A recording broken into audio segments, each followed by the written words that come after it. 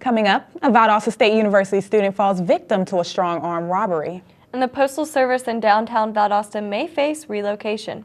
We'll have these stories and more. Your News Valdosta starts now.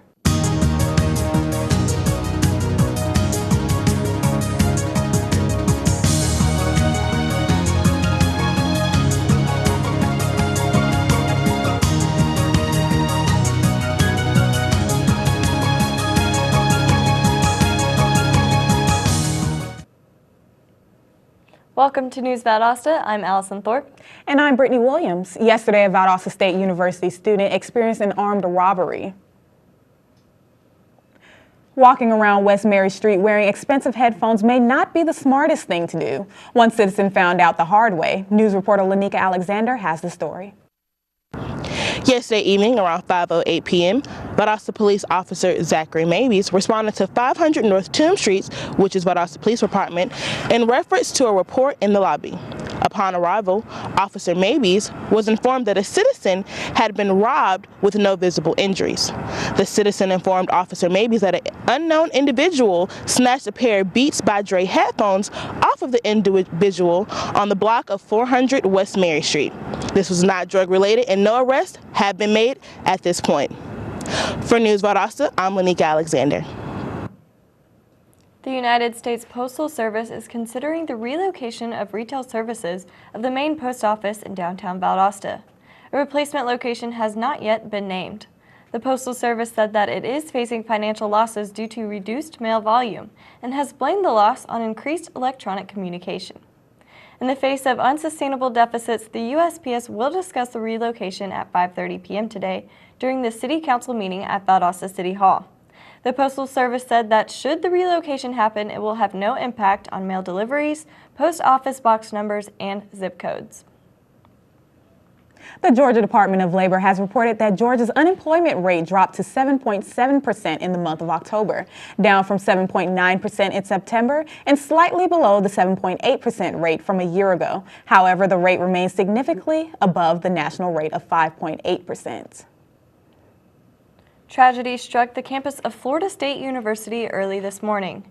As students filled the Strozer Library on the FSU campus to study for finals, a gunman walked in around 12:30 a.m. and began to shoot into a crowd. According to reports, at least 3 students were injured, and when officers commanded the gunman to drop his weapon, he fired at them, causing them to fire back and resulting in the gunman's death.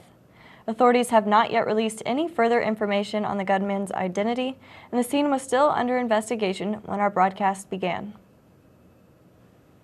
The Transportation Security Administration is making it easier for travelers to know what items they can bring on board. Their app is called My TSA, and it provides airline passengers with 24/7 access to the most frequently asked questions. In order to save all passengers valuable time, check what you can bring and what not to bring. But the TSA is doing more than that to get the message across. The Valdosta Regional Airport is working closely together with the Transportation Security Administration to make sure all travelers are well informed about prohibited items on airplanes as the holiday traffic season begins. Knowing what is allowed will save everybody time instead of waiting in line. Nicholas Herbring has more on the story. I'm standing here at the Valdosta Regional Airport where the Transportation Security Administration of the United States just hosted a great media event in order to show the prohibited items at airports. And especially during the holiday times, people always take stuff with them they are not even allowed to. So if you travel during Thanksgiving break, please pay attention. The local airport hosts a TSA media event every year to remind the public about prohibited items on board and show the stuff they confiscate during the year. Before Thanksgiving traffic starts, here are things to remember. Because we're coming up on the holiday season, I just want to talk to our public, our traveling public, a little bit about what is allowed and what's not allowed beyond the TSA security checkpoint. Any liquids or gels, which these items are larger than 3.4 ounces, these items cannot go past the TSA security checkpoint. Okay. Also, knives of any size are not allowed past the TSA security checkpoint. Most common item we run into is what we call the credit card knife. This item looks like a regular plastic case and credit card, and it fits inside of your wallet. Well, if you unfold it, you will see that it can become a knife. Basically, it looks like just a regular old bat. Well, if you were around a crowd and you raise it up, it becomes a weapon. Mark Howell is one of the most experienced TSA employees who is the public affairs spokesperson for the entire eastern part of the country. He has been able to collect a lot of experience and discusses recent issues they have to deal with every day. TSA stood up after the attacks of 9/11 in 2001. We have kind of grown to provide security at more than 450 airports across the United States, and we screen an average of about 1.8 million passengers a day. One of the things we see an increase in terms of prohibited items around the holidays are firearms. Firearms is one of the things we've seen a major increase in from last year to this year. The TSA event at the Valdosta Regional Airport today was very successful and informative in order to inform the public what they can actually bring to the airport and on board. For all passengers, that would save a lot of time, and the TSA would appreciate your collaboration. I'm Niklas Hörbring for Your News Valdosta. When we come back, we'll tell you about safety tips from the Valdosta Fire Department to ensure safe home decoration. And we'll put a spotlight on one of Valdosta's best-kept secrets, the Valdosta Tree Commission. Stay with us. This is one amazing truffula tree. Can you imagine a place where these grow everywhere? Yes, it's called the forest, a magical place to enjoy with your family.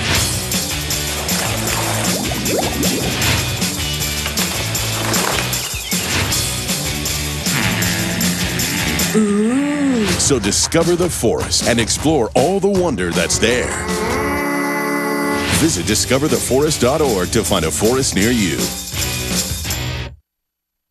Valdosta State University. Encouraging in-depth inquiry, hands-on experience, service and involvement, and a global view, while offering a beautiful residential campus, over 100 fields of study, graduate and online degrees, and championship athletics. All in a warm and friendly community. Get connected and involved. Do more, become more. Valdosta State University. Welcome back to News Valdosta. Agent Raymond Evans of the Lowndes County Farm Bureau and the Georgia Arson Control Board are urging Lowndes County citizens to keep safety in mind when decorating their homes this holiday season. Evans advises residents that when purchasing a tree, you should check the tree for freshness because a dry tree is highly flammable. They also advise you to not place the tree or natural garland near a fireplace, furnace vents, television, or other heat sources. Agent Evans says to buy lights labeled by a recognized testing laboratory and to check annually for frayed or damaged cords. You can find many more of these fire safety tips on the Georgia Arson Control website. And speaking of trees, the Valdosta Tree Commission has received a prestigious award for the last 28 years. Some residents, however, are unaware of the importance and the very existence of the Tree Commission. News reporter Lanika Alexander has more. From St. Augustine all the way to Drexel Park, the Tree Commission does a lot to uphold the beautification of the city of Valdosta. But how important and known is the Tree Commission? The Valdosta Tree Commission is not only responsible for the planting, maintenance, and removal of trees and shrubs in public places, and improving the general welfare and health of the people of the city by promoting informed management of the city's urban forests, but the Commission is also responsible for keeping the city beautiful as a whole. We are charged with promoting the urban canopy within the city of Valdosta, which would be the trees and landscaping. Promoting that, supporting that, and also having an educational outreach to schools, civic groups, and anyone else that's interested about hearing how we can further improve and enhance the urban canopy. Although the city of Valdosta has been crowned Tree City USA for the past 28 years, not all residents are aware of the Tree Commission. I have lived here my entire life for 21 years and I have no idea what the Tree Commission is, but I think that tree conservation is very important in this town. As you can see, although the Tree Commission is very important to the community and vital to its beautification, not every resident is aware of what the Tree Commission really does to keep the city looking beautiful. For News Valdosta, I'm Lanika Alexander. As a reminder, free Thanksgiving dinners will be given away to the public this Saturday morning starting at 10 o'clock. The event will take place at the Home and Foreign Mission Outreach Center on Lake Park Road in Valdosta. There will also be a health fair with free blood pressure screenings and flu shots at 11:30 a.m. The organizers say prayers and devotions will take place from 12 to 1:30. The mayor and the members of the City Council invite citizens to attend City Council meetings. City Council meetings are held on the first and third Thursday following the first Sunday of the month, although changes may be necessary to avoid conflict with holidays. All City Council meetings are held in the council chambers and are open to the general public. The meeting to discuss upcoming infrastructure for the Fire and Homeland Security Departments of Valdosta will be held tonight at 5:30 p.m. If you missed the chance to register for the Empty Stocking Fund program, don't worry because you'll get another chance next Wednesday, November 26th at 9 in the morning. The Empty Stocking Fund is one of many programs offered by the Salvation Army. The program makes sure that no child in Valdosta goes without a proper Christmas. Registration is open to all Valdosta residents in need and takes place at the Salvation Army on Smith Place, right across from the Valdosta Daily Times. When we come back, we'll have Robin Carter with our local weather report, so stay with us.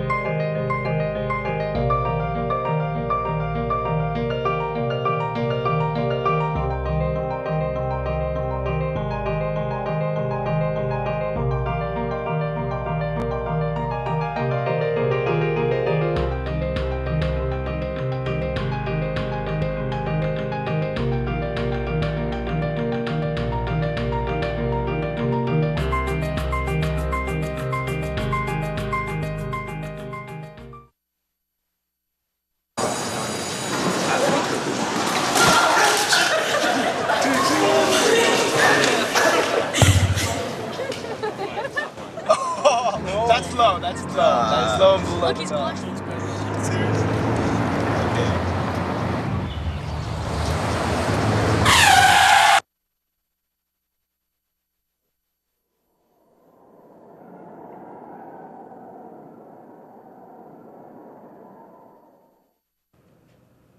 Welcome back to News Valdosta.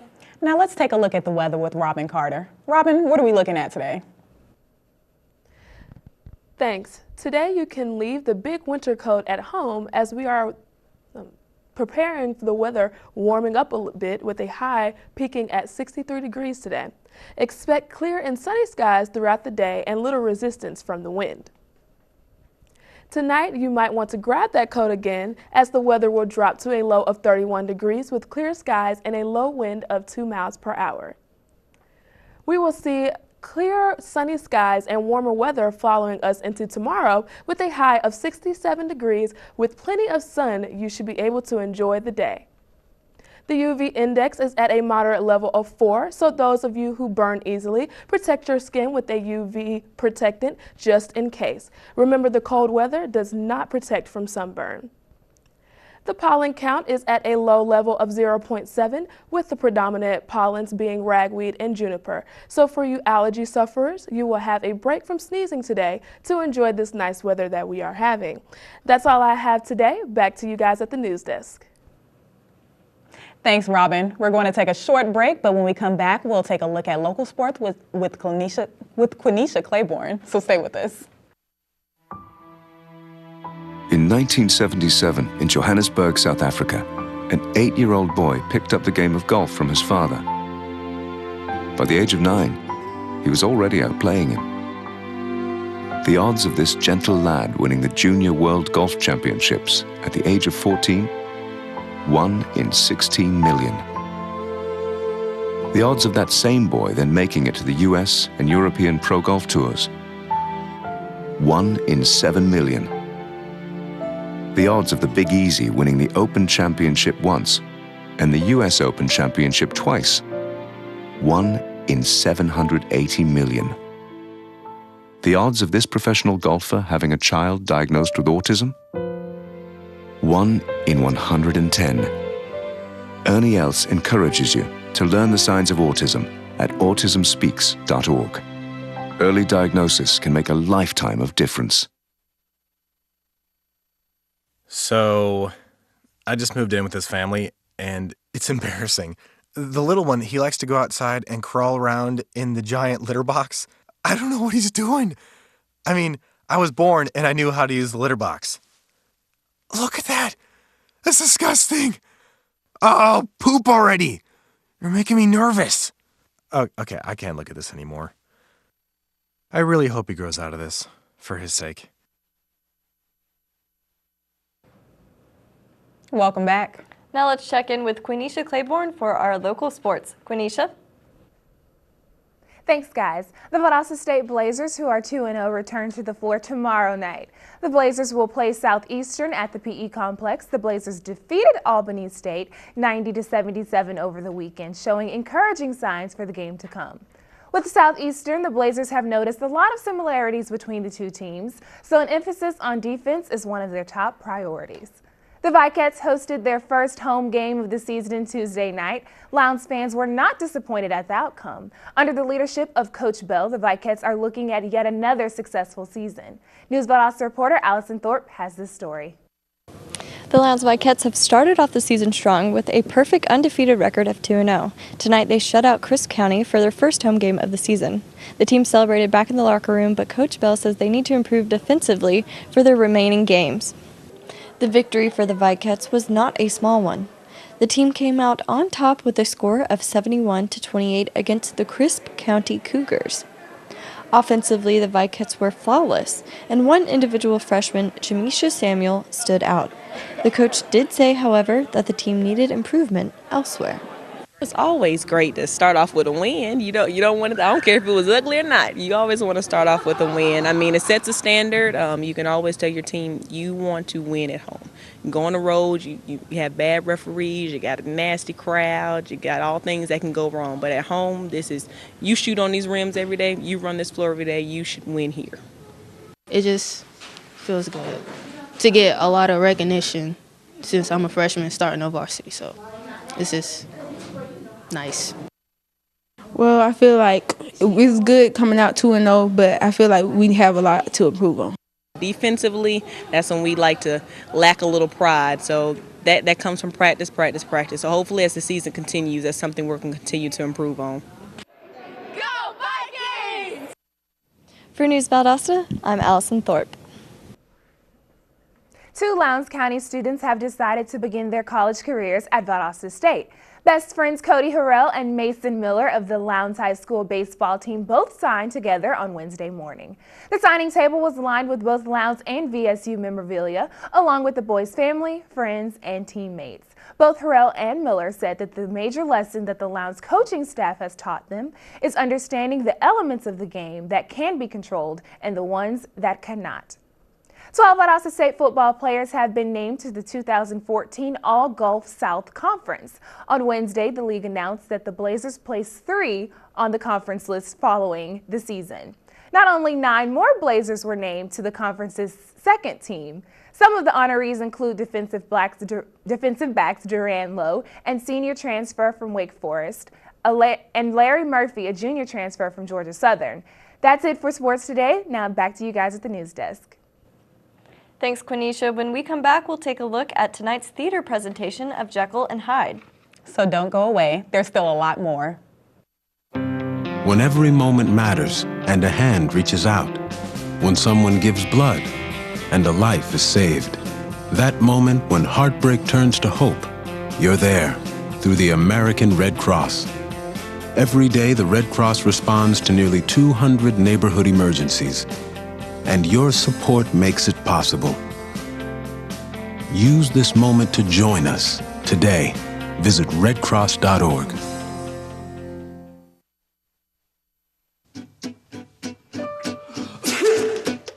Danse, balance la cadence, ondule bien tes hanches au bal du dimanche. Danse, que la fête commence. Dans ma belle robe blanche, je suis ton chou. You didn't give up on sex, don't give up on birth control either. There are more methods than you think. Find yours at bedsider.org. Welcome back to News Valdosta. The Turner Center for the Arts 2014 and 2015 Presenter Series is a group of professionally produced national touring shows, and one of those performances is tonight here in Valdosta. It's extraordinary Broadway entertainment for the whole family. With a preview of tonight's show, let's go once again to News Valdosta reporter Robin Carter. An adaptation of the play Dr. Jekyll and Mr. Hyde will be opening tonight here at the Turner Arts Center, and they are inviting the entire community to come out and enjoy this event. My name is Bill Shenton. I'm the curator of the Nett Howell Turner Center for the Arts here in Valdosta. This week on Thursday, November 20th, we bring to town Jekyll and Hyde, which is the national touring production of the play. This is part of our presenter series, the second of 3 shows. The first installment of the presenter series, which opened October 28th, was Voca People. This international hit features over 70 a cappella and beatbox versions of the songs you and your family would love. $1 Million Quartet, which opens February 3rd, is a high-voltage Tony Award-winning Broadway musical that brought together icons. Concerts are national touring shows that come to town for one night. Tickets are $49 a piece, and the performance is at Mathis City Auditorium. So if you're looking to get tickets for tonight's show, as well as any of the shows coming up this season, as well as next season, you can go to the Turner website at turnerartscenter.com. I am Robin Carter for News Valdosta. An open government symposium will be hosted by the Lowndes County Board of Commissioners in Valdosta tomorrow at 9 a.m. Valdosta Daily Times editor Jim Zachary, director of the Transparency Project of Georgia, will be joined by a representative of the Georgia First Amendment Foundation for the open government training event. Lowndes County leaders approached Zachary about bringing the symposium to Valdosta after they attended the first in a statewide series of open government training sessions held in Macon at the Center for Collaborative Journalism on October 17th. That's it for our program today. Thanks for watching News Valdosta. I'm Brittany Williams. And I'm Allison Thorpe. We'll be gone next week for the Thanksgiving holiday, but we'll be back on Monday, December 1st, so join us then.